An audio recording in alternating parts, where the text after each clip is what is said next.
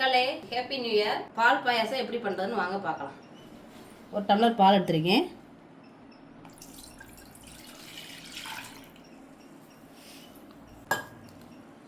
அரை டம்ளர் தண்ணி ஊற்றிருக்கேன். காய்ச்சிக்கலாம் பாலை.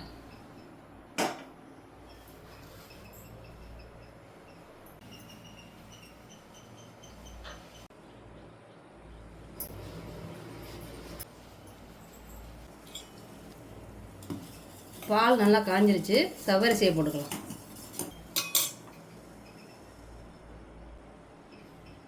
சவரிசி கழுவி வச்சுருக்கேன். 2 ஸ்பூன் போட்டிருக்கேன்.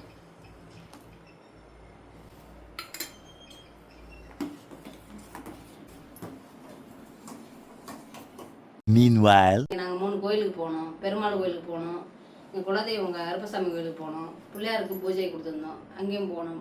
பிரசாதம் கொடுத்தாங்க காலையில். அங்கே பெருமாள் கோயிலில் சக்கரை பொங்கல் கொடுத்தாங்க, அதை வாங்கி சாப்பிட்டோம்.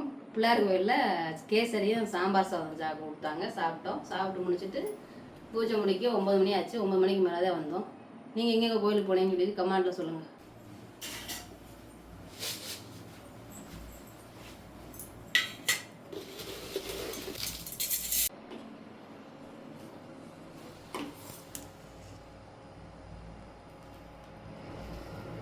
நீங்கள் நியூ இயருக்கு என்னென்ன ஸ்பெஷல் செஞ்சீங்கன்னு சொல்லி சொல்லுங்கள், கமெண்டில் சொல்லுங்கள். என்னென்ன பண்ணீங்க, எங்கெங்கே போனீங்க என்னென்னு சொல்லி கமெண்டில் சொல்லுங்கள்.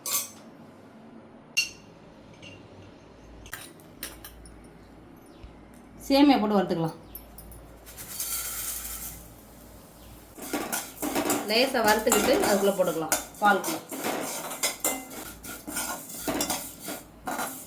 சேமியா போட்டுக்கலாம். சவரிசி நல்லா வெந்துருச்சு. சேமியா போட்டுக்கலாம். சேமியாவை நெய்யில் வறுத்து வச்சுருக்கேன், போட்டுக்கலாம்.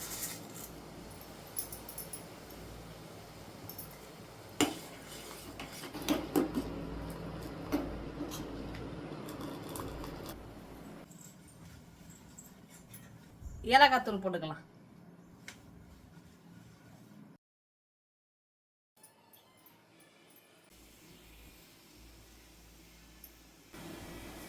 இந்த குழிக்கரண்டிக்கு 3 கரண்டி போட்டுக்கேன் ஜீனி. நீங்கள் இனிப்பு கம்மியாகணும்னா கம்மியாக சேர்த்துக்கோங்க. நாங்கள் தித்திப்பாக குடிப்போம் இனிப்பு.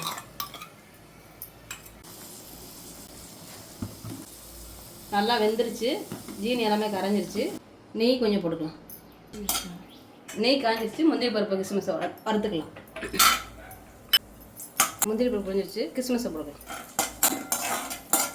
பொரிஞ்சிருச்சு, எடுத்துக்கலாம்.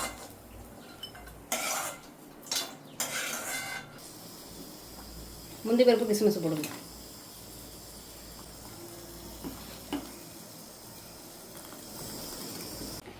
தேங்காய் துருவல் 2 ஸ்பூன் போட்டுக்கலாம். பால் பாயசம் ரெடியாச்சு, வாங்க பார்க்கலாம்.